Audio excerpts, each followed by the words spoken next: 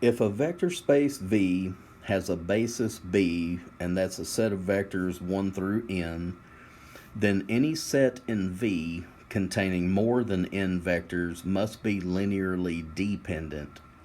That is, if a vector space V has a basis B, which is the set of vectors B1 through Bn, then each linearly independent set in V has no more than n vectors. If a vector space V has a basis of n vectors, then every basis of V must consist of exactly n vectors.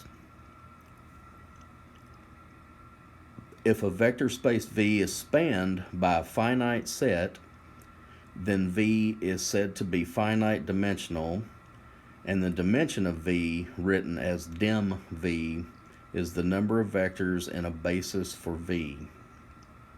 The dimension of the zero vector space, which is just the empty set 0, is defined to be 0. If V is not spanned by a finite set, then V is said to be infinite dimensional. Let's take a look at some examples. The standard basis for Rn contains n vectors, so the dimension of Rn is n. If you're given a problem and that's like R3, then your dimension will be 3. We're going to look at several examples towards the end of the video. These are just preliminary examples. The standard polynomial basis, constant, linear, quadratic, shows that the dimension of P2, because that's the degree, that's the highest you go, P2, is 3, because there's a third vector that makes up the constant value. In general, the dimension of P sub n is n plus 1. The space P of all polynomials is infinite dimensional, because you can't put a finite value on it. Okay, another example, let H be the span of two vectors v1 and v2, where v1 is 3, 6, 2, and v2 is negative 1, 0, and 1. H is the plane through the origin on a plane H in R3. 3 entries, R3. A basis for H is these two vectors that are given, the set of vectors v1, v2, since v1 and v2 are not multiples and they are linearly independent. Now, since these two vectors can span R3, or H at least, those two vectors are the dimension of H. Find the dimension of the subspace. We're going to define H as this set. It's got 4 entries, A minus 3B plus 6C, 5A plus 4D, B minus 2C minus D, and finally 5D. A, B, C, and D are real numbers. Okay, so what we'll do is we'll sort these out. I'm going to take A, all the coefficients of A. We have 1A, 5A. The third and fourth entries don't have an A, so we put 0. Now we take out the B, and those coefficients are negative 3, 0, 1, and 0. Do the same thing for C. Factor out of C, you'll have 6, nothing, negative 2, nothing.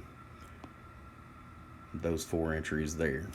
And then finally for D, no D, 4, negative 1, and 5. Now, once we've got the variables sort of factored out and we have these column vectors, v1 through v4, we're going to create a coefficient matrix, v1 through v4, and then row reduce it. So I'm going to pull all 4 of these vectors down, make each one a column, v2, v3, v4. Row reduced, we have pivots in the first, second, and fourth column. By the spanning set theorem, if you have a vector that doesn't have, a column that doesn't have a pivot, which translates into a vector that's a multiple of another one. Notice here, if you take V2 and multiply it by -2, you get exactly all the entries of V3. So our first vector is non-zero. V3 is -2 times V2. You can remove that third vector, So, if you remove V3, then the set of vectors V1, V2, and V4 are linearly independent and a basis for H. Since it takes 3 vectors to get it done, we eliminated the fourth. The dimension of H is 3. The subspaces of R3 can be classified by dimension. A 0-dimension subspace is the 0 subspace. A 1-dimension subspace, any subspace spanned by a single non-zero vector. Visually, it's a line through the origin. 2-dimensional subspaces, any subspace spanned by 2 linearly independent vectors, and that would be a plane through the origin. And then a 3-dimensional subspace, only R3 itself, and it's only when all 3 linearly independent vectors in R3 span the whole area. So mainly that would be 3 vectors that if you took on any linear combination of them, it would create a 3-dimensional box, and it would expand for all of R3. Theorem: let H be a subspace of a finite dimensional vector space V. Any linearly independent set in H can be expanded to a basis for H. Also, H is a finite dimensional, and dimension of H is less than or equal to dimension of V. The basis theorem: let V be a p-dimensional vector space where p is greater than or equal to 1. And that goes back up similar to this, where you'd have 1, 2, or 3 or higher. Any linearly independent set of exactly p elements in your vector space is automatically a basis for that vector space. Any set of exactly p elements that spans V is automatically a basis for V. The rank of an m by n matrix A is the dimension of the column space, and the nullity of A is the dimension of the null space. The pivot columns of a matrix A form a basis for column A, so the rank of A is just the number of pivot columns. Since a basis for row A can be found by taking the pivot rows from the row-reduced echelon form of A, the dimension of row A is equal to the rank of A.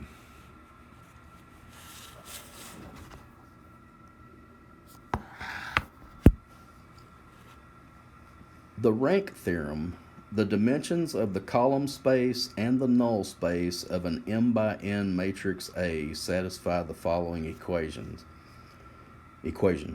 rank A, which is the number of pivot columns, plus nullity of A, that's the number of non-pivot columns, will equal the number of columns in the original matrix. So count how many pivot columns, how many non-pivot columns, add those up, and that's the grand total of columns in the matrix. Example: find the nullity and rank of matrix A, where A is this 3 by 5 matrix. 5 columns, so rank and nullity will have to add up to 5. What you do is you take your matrix, you row reduce it. I'm going to just do in row reduced echelon form on the graphing calculator. Once that's said and done, I've got a pivot here, and that's it. So I only have 2 pivot columns. So that tells me the rank of this matrix is 2, since there are 2 pivot columns. And then because there's 5 columns total, 1, 2, 3 is the nullity. 3 plus 2 equals 5, and there are 5 columns.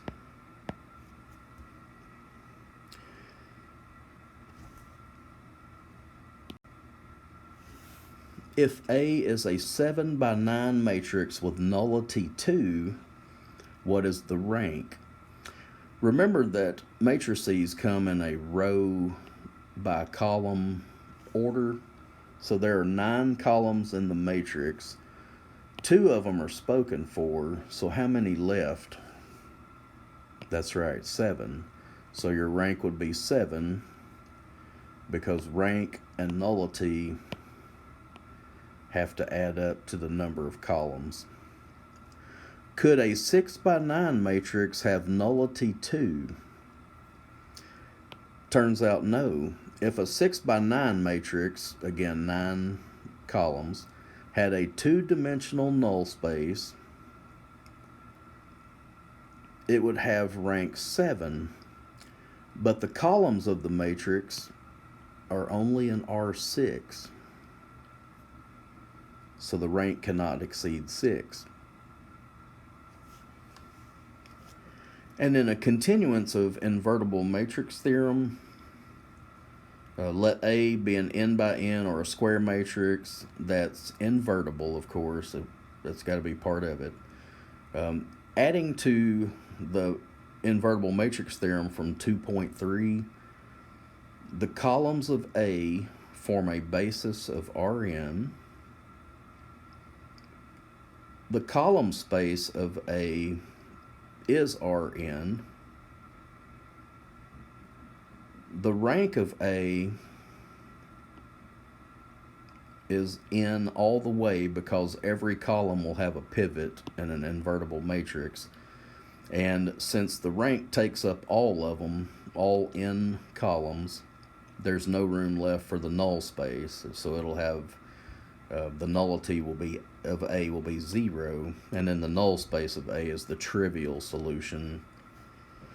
Before I cut the video off, there are a lot of examples that I have done on paper similar to your homework set for this Unit 3 material. If you go into Google Drive, the ones I do videos on, those documents can also be found on Google Drive, and they'll be whole numbered, like 1, 2, 3, and so on.